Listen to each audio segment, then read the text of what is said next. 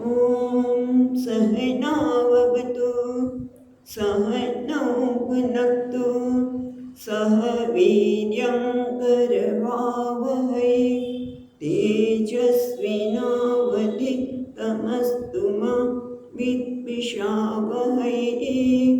ॐ शान्ति शान्ति शान्तिः। ॐ पूर्णमदः पूर्णमिदं पूर्णात् पूर्णमुदच्यते पूर्णस्य पूर्णमादाय पूर्णमेवावशिष्यते। ॐ शान्ति शान्ति शान्तिः। श्रुतिस्मृतिपुराणानाम् आलयं करुणालयं नमामि भगवत्पादं शङ्करं लोकशङ्करं शङ्करं शङ्कराचार्यं केशवं बादरायणं सूत्रभाष्यकृतौ वन्दे भगवन्तौ पुनः पुनः। ईश्वरो गुरुरात्मेति मूर्तिभेदविभागिने व्योमवद्व्यक्तदेहाय दक्षिणामूर्तये नमः।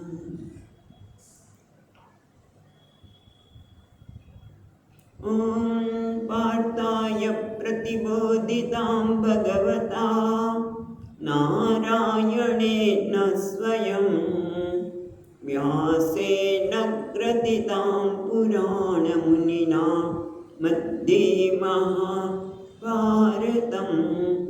अद्वैतामृतवर्षिणीं भगवतीम् अष्टादशाध्यायिनीम् अम्ब त्वामनुसन्ददामि भगवद्गीते भवद्वेषिणीम्। यं ब्रह्मा वरुणेन्द्ररुद्रमरुतः स्तुन्वन्ति दिव्यैस्तवैः वेदैः साङ्गपदक्रमोपनिषदैः गायन्ति यं सामगाः। ध्यानावस्थिततद्गतेन मनसा पश्यन्ति यं योगिनः यस्यान्तं न विदुःसुराः सुरगणाः देवाय तस्मै नमः।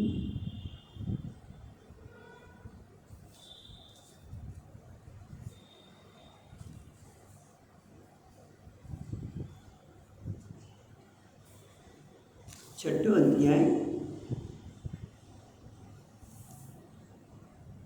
16 श्लोकથી બોલીશું।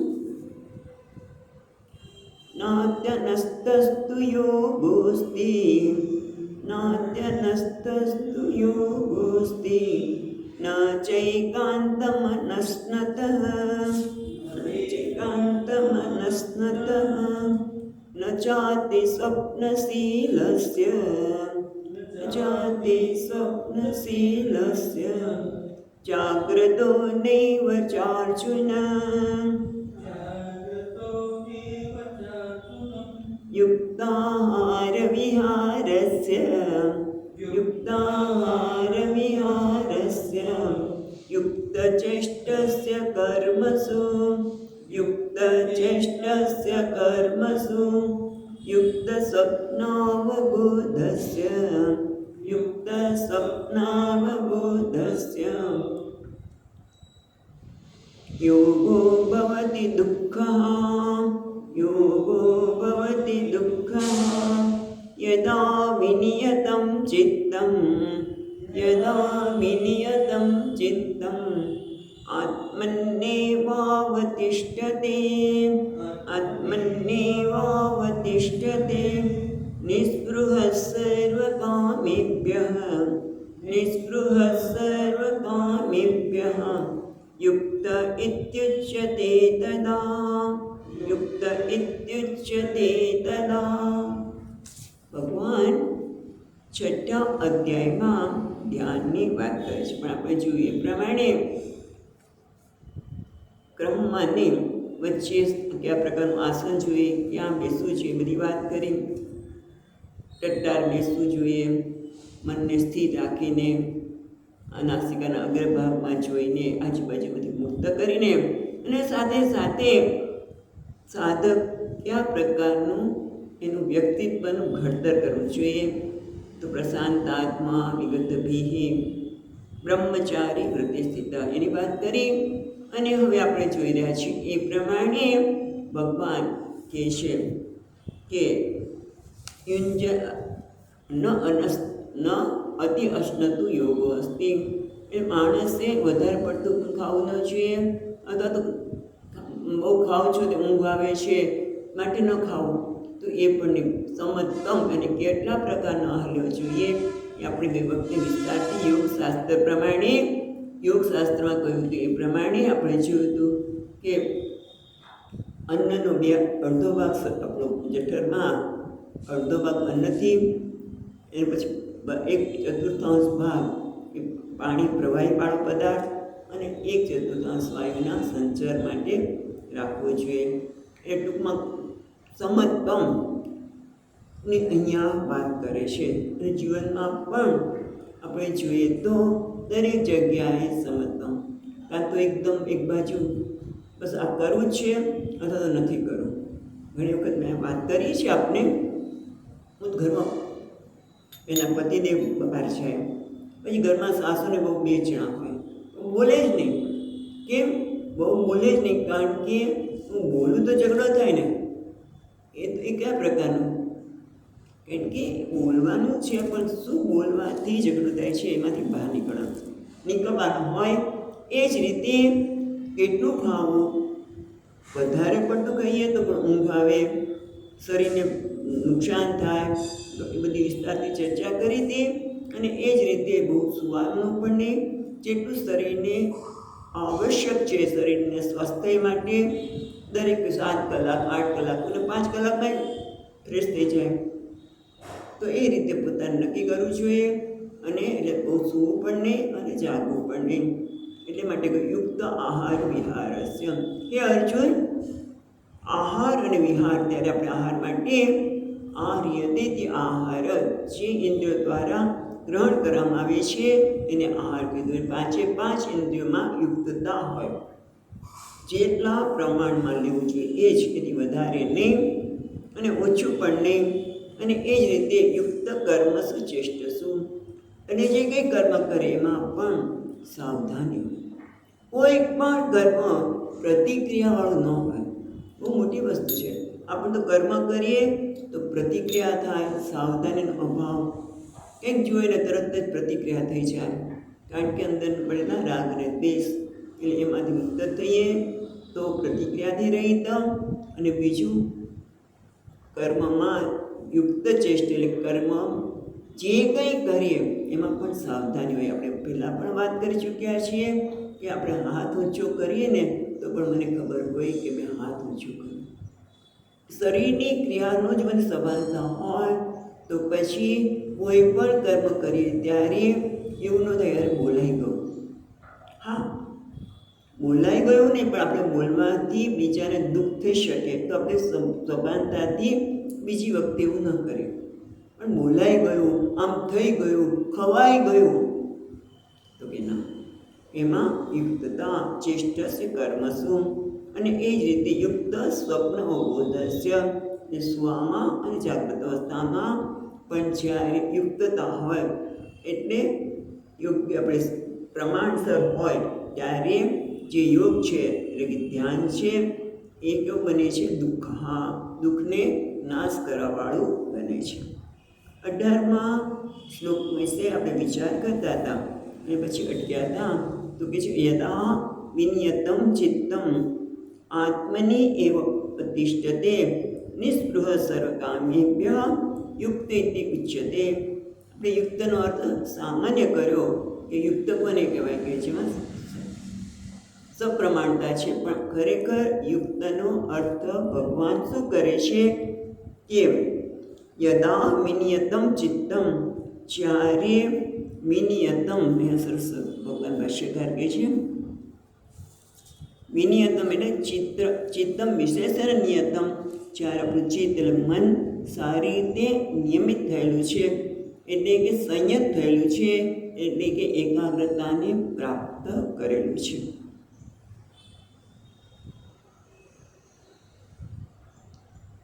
એટલે કે શું? એકાગ્રતા તો આપણે પ્રાપ્ત કરી શકીએ. કેવી રીતે પ્રાપ્ત કરી શકીએ? કોઈ એક વસ્તુ પર ધ્યાન કેન્દ્રિત કરીને પણ એકાગ્રતા પ્રાપ્ત કરવામાં આવે. ઘણી વખત કહે છે, શું કહે છે? ત્રાટક. તમે દીવા પર ધ્યાન કેન્દ્રિત કરો અને એકદમ એક તરફ દીવાની તરફ જ આપણે જોયા કરીએ તો પછી આપણું મન ક્યાંય બીજે જાય નહીં. પણ ના, એ રીતે નહીં. પણ આપણું મન છે એકાગ્ર ત્યારે થાય કે જ્યારે એકાગ્રતા આવવા માટેના જે અવરોધ છે. કારણ કે આપણે આખો વખત આપણે કેટલા બધા પ્રવૃત્ત હોઈએ, તો જ્યારે મન શાંતિથી ખાલી જપ કરવા બેઠું હોય ને ત્યારે બધું યાદ આવે. એ મનને વિકસિત કરનાર છે રાગ અને દ્વેષ. રાગ અને દ્વેષ, ગમા અને અણગમા, આ બધું જ ગમા અણગમા. આવું જ થવું જોઈએ, આમ ન થવું જોઈએ, મને કોઈ કહી શું કામ છે, તરત જ આપણું મન વિકસિત થઈ શકે. પણ આ વ્યક્તિ સાધક છે ને એની કોઈ અસર થતી નથી. એટલે ગમા અણગમા કે બીજા કોઈ કહી જાય એટલે કાં તો અપમાનની લાગણી લાગે, કાં તો અપરાધની, કાં તો અપમાન થયું લાગે, કાં તો અપરાધ, અરે રે મારે હું ન કરજો હતું. એ બધું જનું કારણ છે કર્તવ્ય બુદ્ધિ. બે છે, રાગ અને દ્વેષથી પણ વિકસિત થાય છે. બીજું કર્તવ્ય બુદ્ધિ, મારે કરવું જ જોઈએ. થોડોક સમય એવો આવવો જોઈએ કે મારે હવે કોઈ કર્તવ્ય નથી. જેમ આપણે વાત કરી હતી કે ધ્યાનમાં બેસી ત્યારે મનને ઓટો સજેશન આપે, મનને કહીએ કે અત્યારે તું સંન્યાસી છે, તારે કોઈ કર્તવ્ય નથી, ભલે ગમે તે થઈ જાય, પણ તું અત્યારે તારી જાત સાથે એપોઇન્ટમેન્ટ છે. કીધું ને કે આત્મની એવ તિષ્ઠતિ, ચિત્તમ આત્મનિયવ તિષ્ઠતિ. ક્યારે થઈ શકે? પહેલાં આવી રીતે પણ કહી શકીએ. અને એટલું જ નહીં, ચિત્તમાં જે બાહ્ય ચિંતા છે, બાહ્ય વિષય ચિંતા, અહીંયા કહે છે ચિત્તમ હિતમાં બાહ્ય ચિંતા આત્મનિયવ કેવલે અતિષ્ઠતિ. જ્યારે જગતના પદાર્થોની ચિંતા છોડી દઈએ કે અત્યારે મારે કોઈ કર્તવ્ય નથી, મારા કોઈ ગમા અણગમા નથી, ત્યારે ચિત્ત છે એ આત્મને પોતાનામાં સંતુષ્ટ છે. એટલે સ્વાત્મની સ્થિતમ લભતે, પોતાનાથી સંતુષ્ટ થાય છે, પોતાના સ્વરૂપને એ પામે છે. આ બધું ક્યારે બને ખબર છે? આ બહારની ચિંતાઓનો અભાવ અને રાગ દેશમાંથી મુક્તિ. એ સ્વામીજી મહારાજ કે એ પ્રમાણે મૂલ્યોનું પાલન કરવામાં આવે.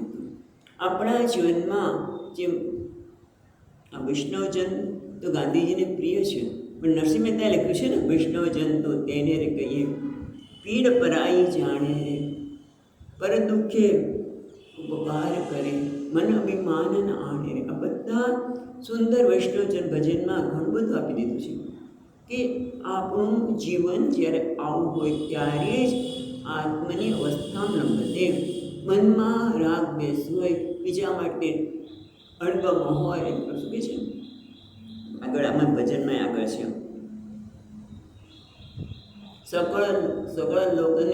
સકળ લોકમાં સૌને વંદે, નિંદા ન કરે કેની રે. બહુ સુંદર ભજન છે. અને એટલા માટે આવું જ્યારે આપણું જીવન હોય, એટલે મૂલ્યવાળું જીવન હોય કે કોઈની નિંદા નહીં, આ કેમ આવો છે ને પેલો છે, કારણ કે એને એ બધામાં એક પરમાત્માને જેમ કહીને કે એનું જીવન આવેગાત્મકતામાંથી મુક્ત છે. આપણે તો કંઈ પણ વસ્તુને જોઈએ એટલે આવેગ આવે, પણ જ્યારે આ પ્રકારનું જીવન હોય વૈષ્ણવ જન તો તેને કહીએ તો નિંદા કે ઉત્મિંતમાં જા દે, પણ જે વ્યક્તિ જેવી છે એવું સ્વીકારે. જેમ અલંકારના આકાર અનેક છે, પણ સોની બધામાં સોનું જુએ છે. એ અનેક પ્રકારના તરંગો છે, પણ એ બધાનું સ્વરૂપ શું છે? જળ. એમ આ વ્યક્તિ વ્યવહાર કરે છે ત્યારે પ્રયત્ન કરે છે કે આ બધામાં રહેલા પરમાત્માના દર્શન કરવા, પરમાત્માની લીલાના દર્શન કરવા, પરમાત્મા આ રીતે લીલા કરી રહ્યો છે, પ્રગટ થઈ રહ્યો છે. માટે પરમાત્માના દર્શન કરે તો કોઈના માટે આગ્રહ કે નિંદાને કોઈ સ્થાન રહે નહીં, તો મન પ્રસન્ન રહે. તો શું થાય? યદા વિન્યતે ચિત્તમ આત્મની એવ પ્રતિષ્ઠતે, તો પોતાનામાં એ સ્થિત થાય છે. પણ એના માટે કેવું હોવું જોઈએ? તો નિસ્પૃહ સર્વ કામેભ્ય, બધી જ કામનાઓ, ઈચ્છાઓ એમાંથી મુક્ત થઈ ગયો. નિસ્પૃહ, સ્પૃહા રહિત છે. કેમ? કારણ કે એ વિવેક, એનું જીવનમાં વિવેક આવે છે. તમે જુઓ, મોટે ભાગે આપણે જગત સાથે વ્યવહાર કરીએ છીએ ત્યારે આપણે જગતના પદાર્થો જેવા છે તેવા જોતા નથી. આપણે માની લઈએ છીએ કે આ જગતના પદાર્થો મને સુખ આપશે, સલામતી આપશે. પણ આ વ્યક્તિ જાણે છે કે જગતના પદાર્થો કેવા છે? એ હંમેશનું શાશ્વત સુખ કે શાશ્વત સલામતી આપી શકે નહીં. બસ એ બહુ મોટી વસ્તુ છે, પણ એ સમજનો મોટે ભાગે લોકોમાં અભાવ હોય છે કે આ જગતમાં આ મકાન આમ છે તો મને સુખ મળશે, આમ છે તો મને આમ થશે. એટલે શાશ્વત સુખ તમે જુઓ કે મકાન જે વસ્તુમાં, મોટર સ્કૂટર, ગમે તે વાહનોમાં, વ્યક્તિઓમાં, વસ્તુઓમાં, આપણે ભાગવતમાં વાત કરીને પહેલાં પોતે અધ્યારોપ કરે કે આ કુટુંબના સભ્યો મને સુખ આપશે, અને પછી એમાં કોઈના વિચારમાં પરિવર્તન આવે કે વ્યક્તિ જતી રહે કે વસ્તુ જતી રહે એટલે આપણે દુઃખી થઈ જાય. પણ આ કેવો છે? નિસ્પૃહ, જેણે વિચાર કર્યો છે કે જગતના પદાર્થો કે સંબંધો મને શાશ્વત સુખ કે સલામતી આપી શકે નહીં. જગતના પદાર્થોની આવશ્યકતા નથી, સંબંધોની આવશ્યકતા નથી. તો કે ના, એ પણ સમજવાની જરૂર છે કે આ શરીર માટે જગતના પદાર્થોની આવશ્યકતા છે, સંબંધો પણ છે સર, પણ એ સંબંધો મને શાશ્વત સુખ આપશે, શાશ્વત સલામતી આપશે, તો એ ખરેખર અવિવેક છે. કારણ કે આપણે જ પેલા આરોપ કરીએ છીએ, રમણીયતાનો આરોપ. આ વસ્તુ સુંદર છે, આ વસ્તુ મને સલામતી આપશે, એવો પેલા આરોપ કરીએ અને પછી એને લેવાની પ્રાપ્તિ કરીએ. જેમ પેલી છીપલી છે, એમાં આપણને અવિવેકના લીધે એમાં ચાંદીનો આરોપ કર્યો, પછી ચાંદી મેળવવા માટે પ્રયત્ન કરીએ, ન મળે તો દુઃખી થઈ જાય. એ છીપલી લેવા જતા હતા કોઈ બીજા લઈ લીધી, તો આપણે નીકળે આ ચાંદી વાળો લઈ ગયો, પણ ખરેખર તો એ ચાંદી નહોતી, આરોપ કર્યો હતો. એ મોટે ભાગે આપણે જગતના પદાર્થમાં રમણીયતાનો આરોપ કરીએ છીએ અને પછી અવિવેકના લીધે એને પ્રાપ્ત કરવા પ્રયત્ન કરીએ. પણ આ વ્યક્તિ કહે છે નિસ્પૃહ, જેનામાં વિવેક છે, સમજણ છે, અને એટલા માટે એ પોતાનાથી આત્મની અવતિષ્ઠતે, પોતાના અસ્તિત્વની દેશ બધી જ કામનામાંથી મુક્ત થયો છે. જેમ આગળ ભગવદ્ ગીતાના બીજા અધ્યાયમાં પણ ભગવાન કીધું, વિષયામિની વર્તન્તે નિરાહારસ્ય દેહિન રસભજ્યમ રસોપસ્ય પરમ દ્રષ્ટવા નિવર્તતે. જ્યારે પરમની પ્રાપ્તિ થાય, પરમાત્મા મારા જીવનનું ધ્યેય બને, આત્મા મારા જીવનનું ધ્યેય બને, તો ધીમે ધીમે આ તૃષ્ણામાંથી મુક્ત થવાય. અને જે તૃષ્ણામાંથી આપણે ગઈ વખતે કે 3 પ્રકારની તૃષ્ણાની વાત કરી હતી કે વિદેશના, પુત્રેશના અને લોકેશના. આ વિદેશનામાંથી માણસ મુક્ત થઈ જાય, પૈસાની પાછળ ન દોડે, કદાચ પુત્રેશના પણ ન હોય, પણ આ લોકેશના, મને લોકો માન આપે, મને બધા સન્માન આપે, મને બધા પ્રણામ કરે, અને આમ પ્રણામ કરે તો મારું સન્માન થયું કહેવાય. એ પ્રકારની જે ભાવના જેમાંથી મુક્ત થવું બહુ મુશ્કેલ છે. પણ આ નિસ્પૃહ સર્વકામેભ્ય યુક્ત યુચ્યતે તદા, ત્યારે તેને યુક્ત કહેવામાં આવે છે, તેને સમાધિષ્ઠ કહેવામાં આવે છે, અથવા તો જ્ઞાનમાં નિષ્ઠ છે એવું કહેવામાં આવે છે. યુક્તનો અર્થ જ્ઞાનનિષ્ઠ છે, સમાધિષ્ઠ છે એવું કહેવામાં આવે. જ્યારે એવું કહેવામાં આવે ત્યારે એના માટે અહીંયા એક ઉપમા આપવામાં આવે છે. ઉપમા એટલે સરખામણી. અને સરખામણી ક્યારે કરે? જ્યારે બંને પક્ષે સમજણ હોય ત્યારે.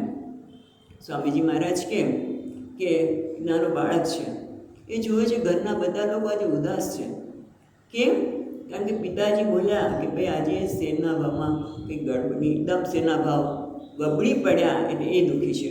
એમને દુઃખી જોઈને એમની મા દુઃખી છે, છોકરાની મા દુઃખી, પિતાજી દુઃખી છે, મા દુઃખી છે, દાદા દુઃખી છે, દાદીમાં દુઃખી છે. એટલે કે આ કેમ દુઃખી છે? કારણ કે છોકરો ક્યારે દુઃખી થાય? રમકડું દુઃખી જાય, રમકડું જતું થાય દુઃખી થાય.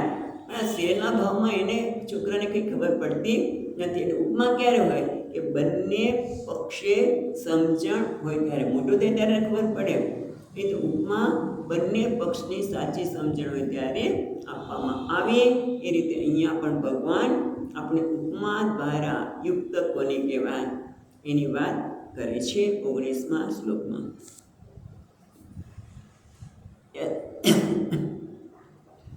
યથા દીપો નિવાતસ્થ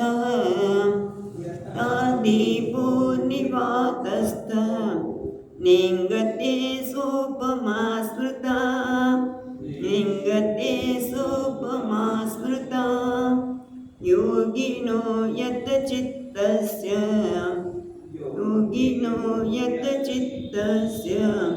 યુંજતો યોગમાત્મનઃ.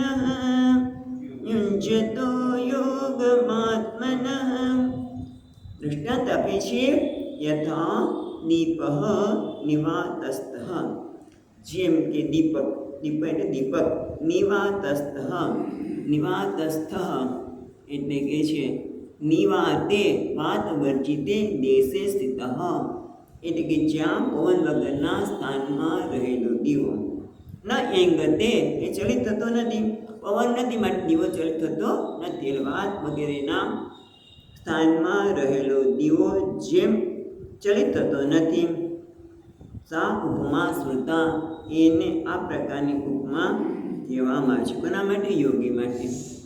જે યુક્ત છે એના માટે સ્મૃતા એટલે કે છે કહેવામાં આવે છે. કોના દ્વારા? યોગજ્ઞૈઃ સદ્રષ્ટાંત ચિંતિત યોગજ્ઞૈઃ, જે યોગને જાણનારા છે એ આ યોગી માટે આ પ્રકારનું દ્રષ્ટાંત આપે છે. બીજી લીટીમાં જોઈએ તો યોગિન યત ચિત્તસ્ય યુંજતો યોગમાત્મનઃ. યોગિન એટલે યોગીને, યત ચિત્તસ્ય એ જેનું આ પ્રકાર, યત એટલે સમાહિત મનવાળા, સમાહિત ચિત્તવાળા. યુંજતો એટલે સાધના કરતા, યોગ આત્માના યોગની સાધના, યોગ આત્માનો પહેલા અર્થ જોઈએ, યોગને આત્માનો. પણ ગુજરાતી શું કરશું બીજી રીતનો? પહેલાં જોઈએ તો જેમ પવન વગરના સ્થાનમાં રહેલા દીપક ચલિત થતો નથી તે ઉપમા આપવામાં આવે છે. એ રીતે આત્માના યોગની સાધના કરતા સમાહિત ચિત્ત, યોગ આત્માના યોગની યુંજત સાધના કરતા યત ચિત્તસ્ય, આમ પાછા શબ્દ આવશે અન્વયમાં, કે આત્માના યોગની સાધના કરતા યત ચિત્તસ્ય સમાહિત મનવાળા યોગી માટે કહેવામાં આવે છે. આ વસ્તુ સમાહિત ચિત્તવાળા યોગી માટે કહેવામાં આવે છે. હવે આપણે વિચાર કરીએ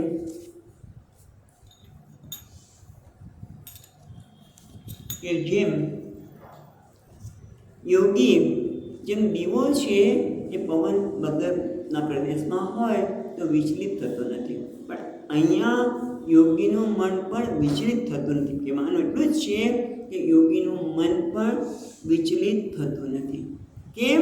કારણ કે યોગી છે એ કેવું છે? સાવધાન છે. એની દરેક વૃત્તિઓને તે સભાન છે.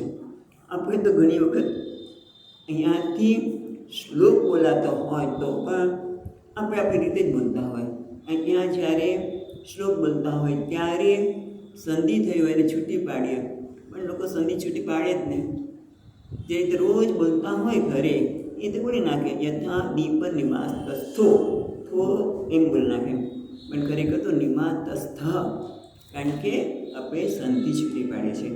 એટલે કે એ શું બતાવે છે કે આપણી ટેવ પ્રમાણે, આપણે જે ટેવ પડી ગઈ છે એમાંથી બહાર નીકળવા માટે હું તો કહું ને કે આ શ્લોકને યોગ્ય રીતે ઉચ્ચાર કરવો એ પણ સાધના છે ને. તમે આપણે ઘણી વખત જો બહેનો ટેવ પડી ગઈ હોય એટલે ભગવાનનું નામ લેતા હોય કે કોઈ સાથે વાત કરતા હોય અને દાળ શાકમાં મસાલા કરી નાખે પણ બરાબર જ થાય. કારણ કે ટેવ પડી ગઈ છે. એ વસ્તુ જુદી છે. પણ અહીંયા ટેવની સાવધાની. હું જ્યારે જે કરું છું એ દાળ શાકમાં મસાલા થતા હોય તો પણ બધું એક બાજુ મૂકીને હું કરી રહી છું કે કરી રહ્યો છું. ગમે તે કાર્ય હોય એમાં સાવધાની હોય. એ રીતે અહીંયા યોગી છે એ પોતાની દરેક વૃત્તિ સૂક્ષ્મમાં સૂક્ષ્મ જે બધાને ખ્યાલ પણ ન હોય એ બધી વૃત્તિથી એ પરિચિત છે. અને એના કારણે એ પોતાના મનથી પરિચિત છે. અને એટલે મનને કઈ રીતે એને હેન્ડલ કરવું એને ખ્યાલ છે. ક્યારે મન કઈ પરિસ્થિતિમાં વિક્ષિપ્ત થઈ જાય છે. કારણ કે કેમ વિકસિત થાય છે તો આપણે આગળ વાત કરી પ્રમાણે રાગ અને દ્વેષના કારણે. અને એટલા માટે કર્મયોગ ભાવનાથી કર્મ કરીએ. સતત જીવનમાં પ્રાર્થના હોય ભગવાનમાં કર્મ કરું છું તો એ મારા અંતઃકરણની શુદ્ધિ માટે આત્મશુદ્ધિ. એ આગળ વાત કરી કે યોગી કર્મ કરે છે પણ શેના માટે? આત્મશુદ્ધિ અંતઃકરણની શુદ્ધિ માટે એ કરી રહ્યો છે. સમાહિત એમ યદા વિનિયતમ ચિત્તમ, જ્યારે એનું મન વિચલિત થતું નથી એટલે આત્મામાં સ્થિત છે. ક્યારે થઈ શકે? કે જ્યારે એનો સંતોષ પૂર્ણ પોતાનાથી જ હોય. આત્મની એવ આત્મના તુષ્ટ. ક્યારે થઈ શકે? યદા વિનિયતમ ચિત્તમ. અહીંયા યોગી અત ચિત્તસ્ય વાત કરી. એને યોગીનું ચિત્ત સમાહિત ક્યારે થઈ શકે? કે જ્યારે એનું સુખ જગતના પદાર્થો પર ન હોય. ગુલાબજાંબુ કે ખીર, ખીર આવે ને ભાદરમાં, ખીર ખાધી બસ આમ તૃપ્ત થઈ ગયા. પણ એ આનંદ કેટલો સંતોષ હોય? થોડી વાર માટે. પાછું થોડી વાર પછી ભૂખ લાગે એટલે પાછું બીજું કંઈ વસ્તુ આનંદ માટે ખાવાની શોધીએ.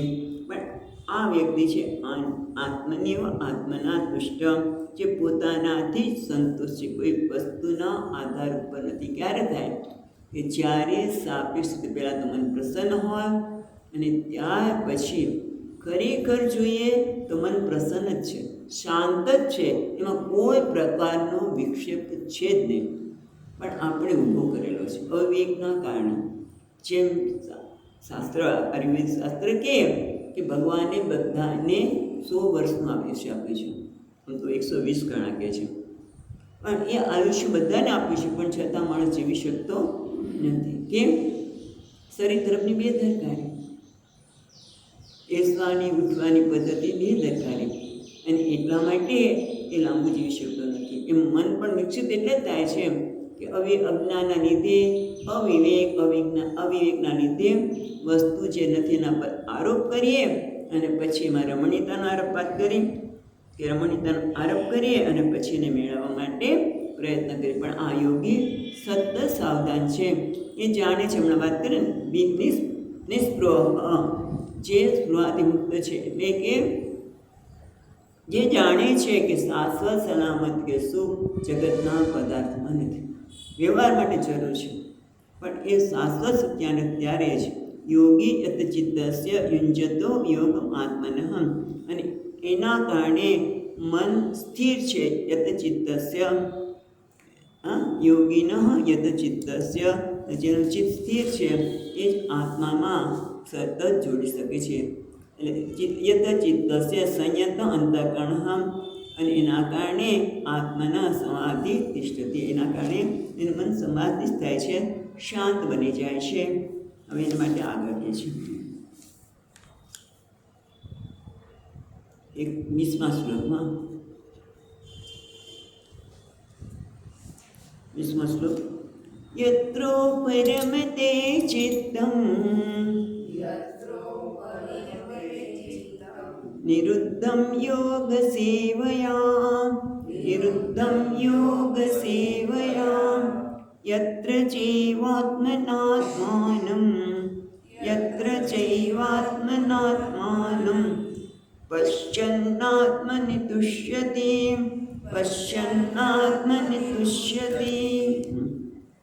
યત્ર યસ્મિન કાલે, જે સમયને જ્યારે યત્ર ઉપરમતે ચિત્તમ, ઉપરમતે એટલે શાંત થાય છે મન, જ્યારે શાંત થાય છે. નિરુદ્ધમ યોગ સેવયા, યોગની સાધનાથી સતત આ પ્રકારની સાધનાના કારણે જેનું મન નિરુદ્ધ થયું છે.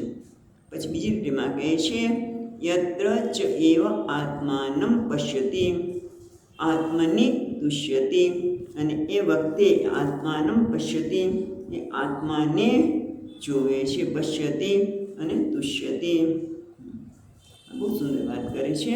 એને કહે છે યત્ર યસ્મિન કાલે ઉપરમતે ચિત્તમ પ્રતિમ ગચ્છતિ. અચ્છા, મધુસૂદનજી મહારાજ સરસ વાત કરે છે.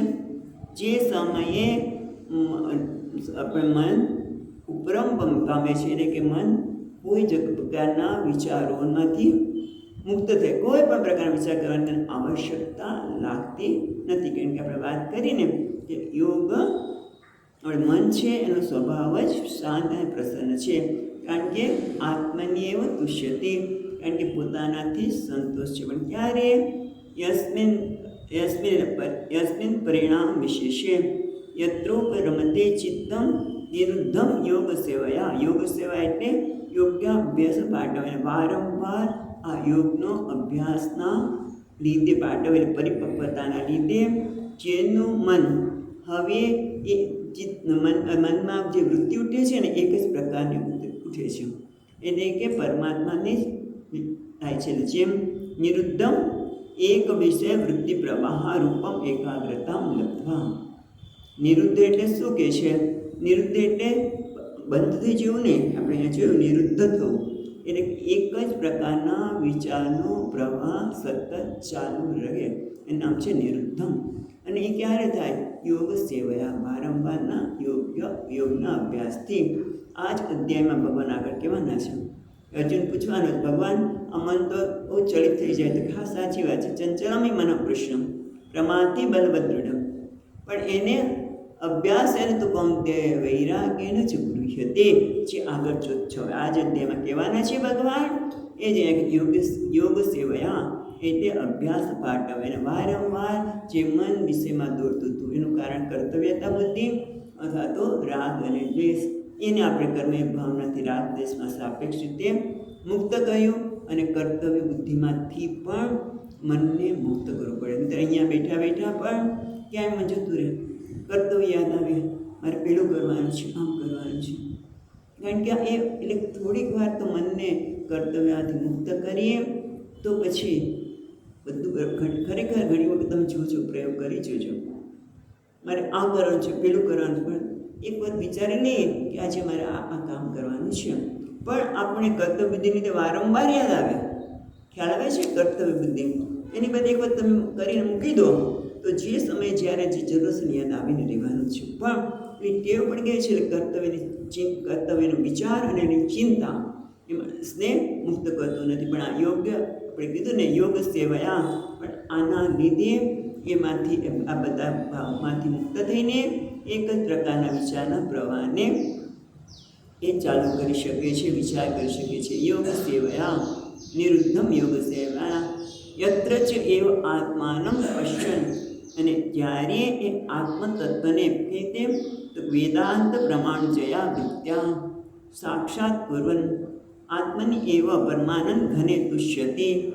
અહીંયા કહે છે મધુસૂદનજી મહારાજ કે જ્યારે આત્માનમ પશ્યતિ, આત્માને જોવે છે એટલે કેવી રીતે જોવે છે? જેમાં ઘડાને જોવે છે એ રીતે આગળ આપણે વાત કરશું તે, જેમાં ઘડાને જોવે છે એ રીતે આત્માને જોવે છે કે ના?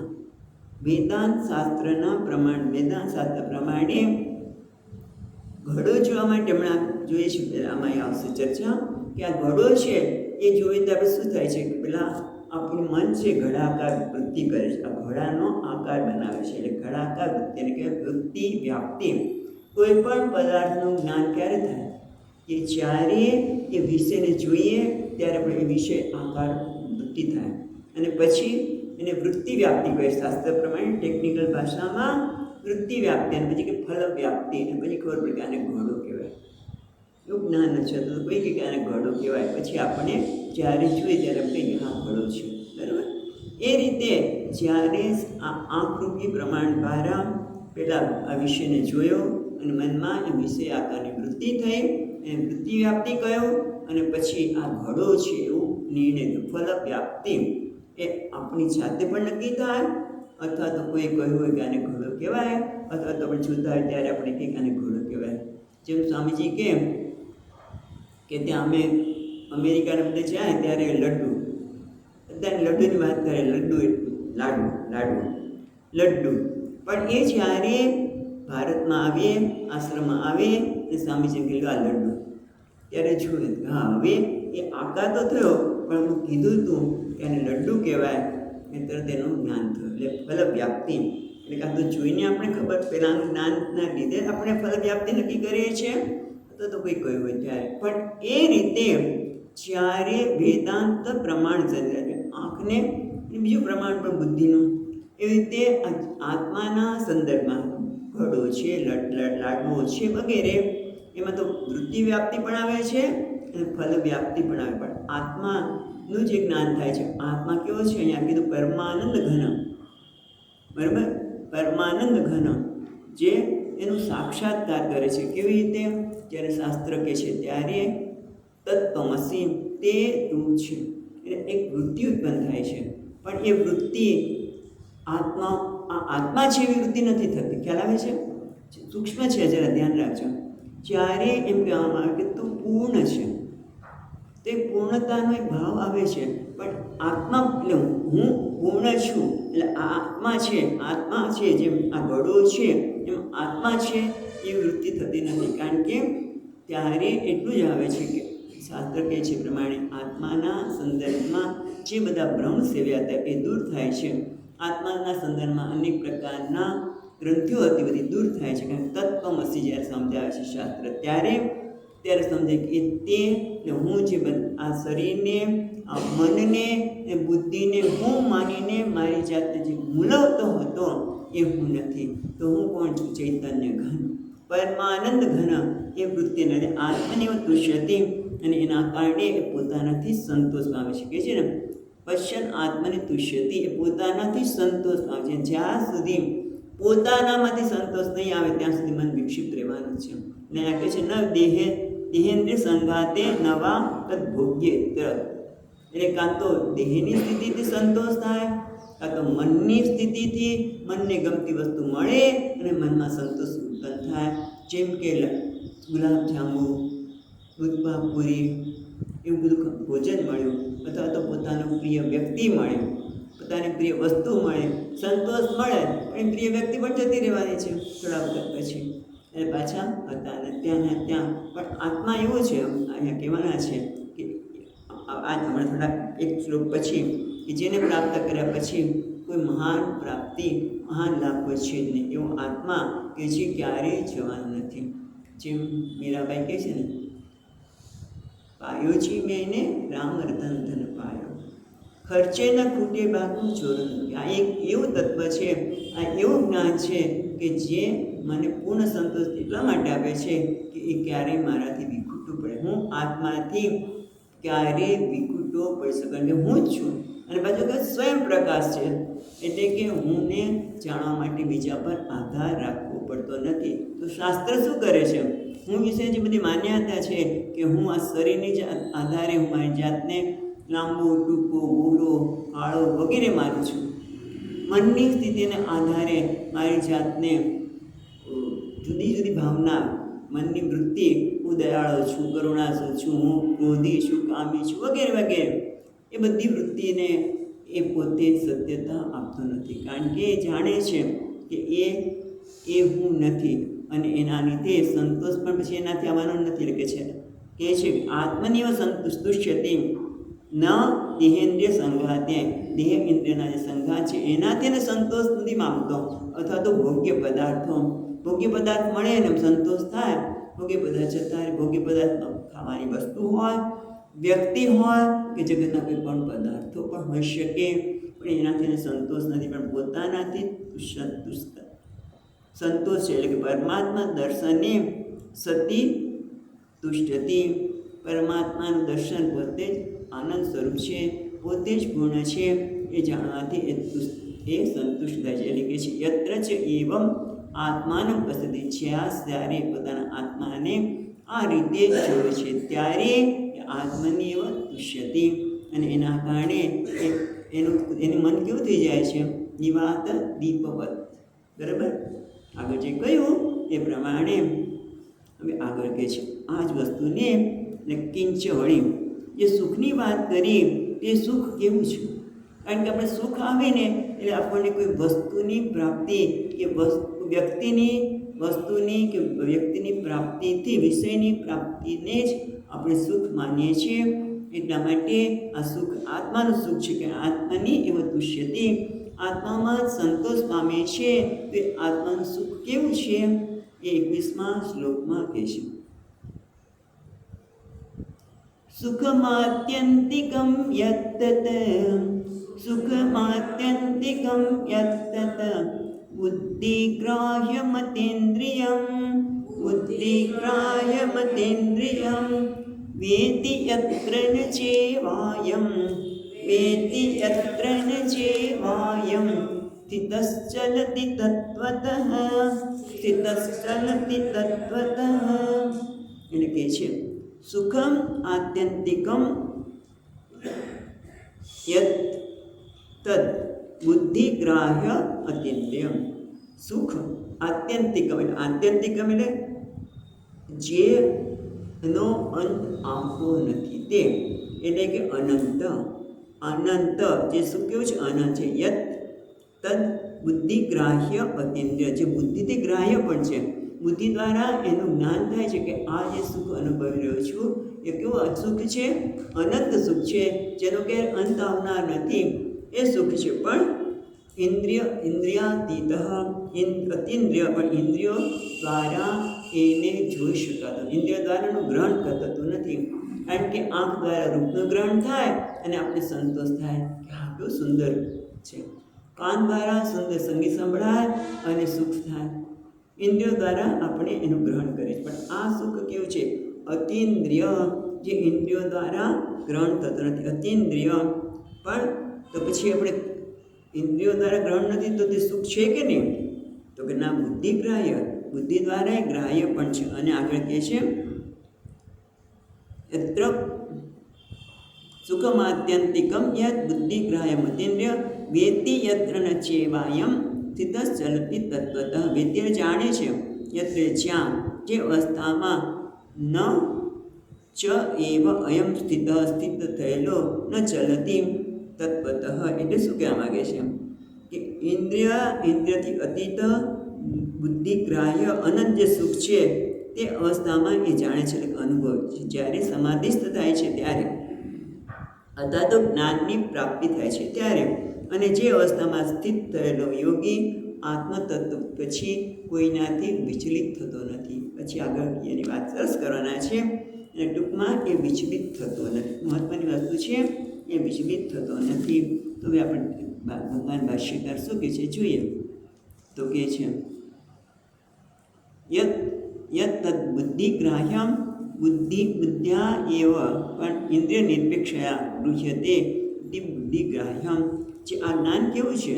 આ જે આત્માને પ્રાપ્ત કરનાર એ જે અવસ્થામાં છે તે આત્યંતિક નિરતિશય બ્રહ્મ સ્વરૂપમ, નિરતિશય, જેની કોઈ માપણી કરી શકાય નહીં. જેમ તે મનીષા પંચમમાં શંકરાચાર્ય મહારાજ આત્મસુખના સંદર્ભમાં કહે છે યત સુખમ બુદ્ધિ લેશતીને શક્રાદયો નિવૃત્તા. આ આત્માનું સુખ કેવું છે? તો કે અહીંયા કહે છે આત્યંતિક. ત્યાં મનીષા પંચકમાં કહે છે કેવું છે? આત્માનું સુખ કેવું છે? તો કે યત સુખ્યામ બુદ્ધિ લેશત ઇમે શક્રાદયો નિવૃત્તા. આ સુખનું અંબુદી છે, એના એક ટીપામાંથી ઇન્દ્ર વગેરે સુખની પ્રાપ્તિ કરે છે. સામાન્ય રીતે આ લોકના સુખ કરતાં માણસ સ્વર્ગના સુખની અપેક્ષા રાખતો છે કે સ્વર્ગમાં સુખ વધારે છે. એવું માનીને સ્વર્ગમાં જવાની ઈચ્છા કરે માણસ. પણ એ સ્વર્ગના જે ઇન્દ્ર છે, જે સ્વર્ગના અધિપતિ છે, એ પણ આ સુખનું કેવું એક લેશમાંથી લેશે. ઇન્દ્રનું જે સુખ કેવું છે? આ સુખના આત્માના સુખના ટીપાનું ટીપું છે. એટલે વિચાર કરો કેવું સુખ છે. એને અહીંયા આત્યંતિક કહ્યું. જેનો કોઈ અંત નથી, જે અનંત છે એવા સુખને યદ સુખમ આત્યંતિકમ, પણ એ કેવું છે? યદ બુદ્ધિગ્રાહ્ય, જે બુદ્ધિથી ગ્રાહ્ય અને અનુભવાય એમ છે. અહીં આપણે જોઈએ તો જે સુખ છે ને એ ઘણા પ્રકારના હોય છે. બેહોશીમાં માણસ એકદમ સુખ લાગે, બેહોશ થઈ જાય ત્યારે જગતના કોઈ પદાર્થોને એને ભાન હોતું નથી. એવી રીતે નશો કરે ત્યારે પણ બેહોશીનું સુખ છે, તમોગુણી સુખ છે. પછી નશા કરે ત્યારે રજોગુણી સુખ છે. પણ આ કયું સુખ છે? આત્યંતિક સુખ એ સત્વગુણના લીધે છે અને એ જ્ઞાનના લીધે છે. એટલે માટે વેત્તિ કે હું સુખ સ્વરૂપ છું એનો એને દર્શન સ્પષ્ટ રીતે વેત્તિ યત્ર ન ચ એવમ અયમ સ્થિત ચલતી તત્વતઃ. આ જે સુખ છે એ કેવું છે? એ આત્યંતિક છે, એને જાણી શકે છે. કેમ? કારણ કે સુખ એ મારું પોતાનું સ્વરૂપ છે. પણ જે રજોગ અને તમોગુણથી વાદળ આવવાના લીધે જે મારું પોતાનું સ્વરૂપ છે એનું મને ખબર હોતી નથી. પણ જ્યારે શાસ્ત્ર બતાવે છે ત્યારે અને શાસ્ત્ર બતાવે છે એટલું પૂરતું નથી, પણ આપણું મન પણ શુદ્ધ થયેલું હોય, સાત્વિક બન્યું હોય, રજોગુણ અને તમોગુણમાંથી મુક્ત થયું હોય, એટલે રાગ અને દ્વેષમાંથી મુક્ત થયું હોય, ત્યારે કર્મયોગ ભાવના અને સાથે સાથે પ્રાર્થના. અને ત્યારે જ્યારે શાસ્ત્ર કહે છે કે તું એ છે, તું આનંદ ઘન છે, ત્યારે એ સ્પષ્ટ રીતે હું જોઈ શકું છું. કારણ કે જગતના પદાર્થના સુખ કેવા હોય છે? પ્રિય, મોદ અને પ્રમોદ. આની કોઈ વૃત્તિ આત્માના સુખમાં કોઈ પ્રકારની વૃત્તિ નથી. પ્રિય એટલે કોને કહેવાય? આપણે વાત કરતા હોય કે હવે ચતુર્થી ગઈ અને કેટલાક બાળકો હોય કે જેને લાડુ બહુ ભાવતું હોય અને અમુક જ સમય લાડુ બનતા હોય, એટલે આજે ચતુર્થી છે, માં લાડુ બનાવવાના છે, વિચાર માત્રથી આનંદ આવે. હા, લાડુ બનશે, આપણે લાડુ ખાવા મળશે. આજે પૂરણપૂરી બનવાની છે, આપણે પૂરણપૂરી ખાવા મળશે. પછી આપણે રસોડામાં જઈએ, માં પૂરણપૂરી બનાવી રહી છે, હવે તો મને પ્રિય, પછી મોદ, હવે તો એના દર્શનથી જ આનંદ થાય. અને પછી જ્યારે જમવા બેસીએ, થાળીમાં એ આવી અને મોઢા મૂક્યો ત્યારે એ બધું જ ભૂલાઈ જાય અને એકદમ આનંદના ગરકાવ થઈ જાય. એટલે પ્રમોદ, પ્રિય, મોદ અને પ્રમોદ. એટલે કહીને ઘણી વખત કહેતા હોય, સ્વામી મને ત્યાં આકાશગંગામાં મારી બેન છે, ત્યાં સુરત છે, સ્વામી ચા પીવાનું બહુ સરસ બનાવે છે. તો હા, સ્વર્ગના સુખ મળશે. આપણે એમ લાગે કે જાણે પ્રમોદ એટલે સ્વર્ગનું સુખ મળી ગયું. પછી 2 મિનિટ પછી એક ગુટરા પછી એ ચાનું સુખ પણ કેવું હોય છે એવું જોઈએ. પછી પૂરણપૂરી હોય કે કોઈ પણ વસ્તુ હોય, બધું એવું જ હોય. એટલા માટે કહે છે આ વિષયનું સુખ કેવું છે? પ્રિય, મોદ અને પ્રમોદ. પણ આ સુખ કેવું છે? આત્માનું કોઈ પ્રકારના 3 પ્રકારની વૃત્તિ જ નથી, કારણ કે પોતાનું સ્વરૂપભૂત સુખ છે. પણ એની આડે આવેલું અજ્ઞાન વાદળ આ તત્વજ્ઞાનના લીધે દૂર થાય છે. એટલે કે છે વેત્તિ યત્ર ન ચેવાયમ, એટલે તમે એ બુદ્ધિગ્રાહ્ય છે, એટલે બુદ્ધિ દ્વારા સમજી શકાય એમ છે કે આ જે અનુભવાઈ રહ્યા છે એ આત્માનું સુખ છે. પણ અતિન્દ્રિય ઇન્દ્રિયો દ્વારા જગતના પદાર્થો દ્વારા મળતું જે ઇન્દ્રિયો દ્વારા ગ્રહણ થતું સુખ કેવું છે? કાં તો પ્રિય, મોદ કે પ્રમોદ. એ 3 બુદ્ધિવાળું નથી. એ તો અખંડ આનંદ સ્વરૂપ છે. જે વાત કરી કે જે આનંદનો ભૂગવાતો સાગર છે, જેના ટીપામાંથી ઇન્દ્ર વગેરે સુખને અનુભવે છે. એવું વેત્તિ યત્ર ન ચેવાયમ સ્થિત ચલતી તત્વતઃ, સ્થિત ન ચલતી તત્વતઃ. અને એના કારણે આ વ્યક્તિ આત્મતત્વને તાત્પાને જાણવાથી એ ચલિત થતો નથી, અથવા તો આત્મતત્વમાંથી એ ચલિત થતો નથી. એક વખત આનંદનો અનુભવ કર્યો, આનંદનો, પછી નાની વસ્તુ માટે કોઈ મન જવાનું છે? જ્યાં સુધી વસ્તુ મારી પાસે ન હતી ત્યાં સુધી મને થાય કે આ જોઈએ, તે જોઈએ. એક વખત તમને જોઈએ એટલી બધી વસ્તુ આપી દીધી હોય, પછી માણસને કહે લાડુ લાડુ લાડુ, પણ એક તમને ઢગલો પણ તમને ગમે છે, લાડુ બનાવ્યા છે, એટલે તારે જેટલા ખાવા એટલા ખા. પછી મન જવાનું છે કે બીજે ના, મારી પાસે પૂરતું છે. એમ આનંદ સ્વરૂપ હું છું, એટલા માટે એ તત્વમાંથી વિચલિત થતો નથી. ન ચલતી તત્વત, આત્મતત્વથી ચલિત થતો નથી. અચ્છા, હવે આપણને આ સુખ કેવું છે? યોગ્ય આ સુખને કેવું માને છે? એ માટે આગળના શ્લોકમાં કહે છે 22મો શ્લોક. 22 લબ્ધ્વા આત્મલાભમ લબ્ધ્વા, જે આત્માનો જે લાભ, આત્માનું સુખ પ્રાપ્ત કરીએ તો એ કેવું છે? તો 22મા શ્લોકમાં કહે છે, યલ્લબ્ધ્વા ચા પરમ લાભમ, યલ્લબ્ધ્વા ચા પરમ લાભમ, મન્યતે નાદિકં તતઃ, મન્યતે નાદિકં તતઃ, યસ્મિન સ્થિતો ન દુઃખેન, યસ્મિન સ્થિતો ન દુઃખેન, ગુરુણાપી વિચાલ્યતે, ગુરુણાપી વિચાલ્યતે. એટલે કે છે યમ લબ્ધ્વા, યમ એટલે જેને પ્રાપ્ત કરીને.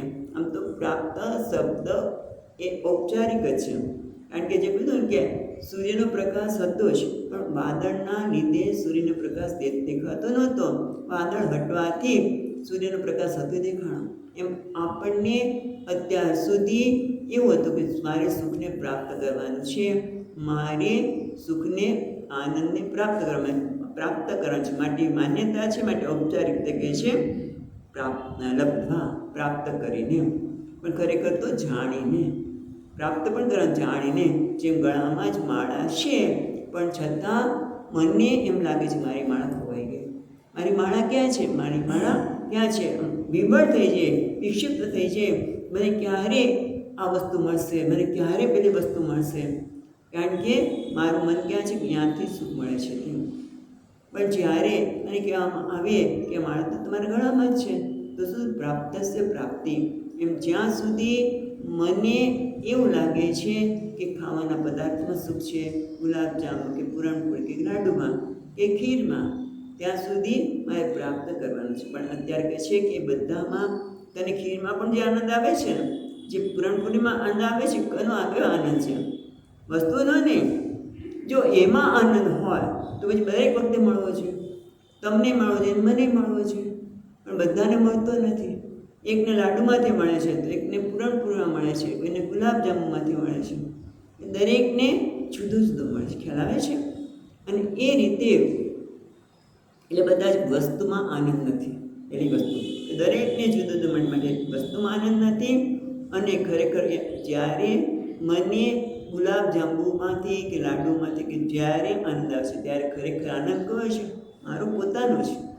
જેમ ઘણી વખત દ્રષ્ટાંત આપે કે કૂતરો હાડકું જ આવી રહ્યું છે, અને એમ કે બીજું કોઈ કૂતરો આવે તો ઝઘડો કરે કે નહીં, તને નહીં આપવું, કારણ કે આ મારો આનંદ વિશે છે. પણ ખરેખર તો પોતાના પેઢામાંથી જે લોહી નીકળે છે, એ લોહીનો આનંદ માણે છે, અને એને એમ લાગે છે કે હાડકામાંથી આવે છે.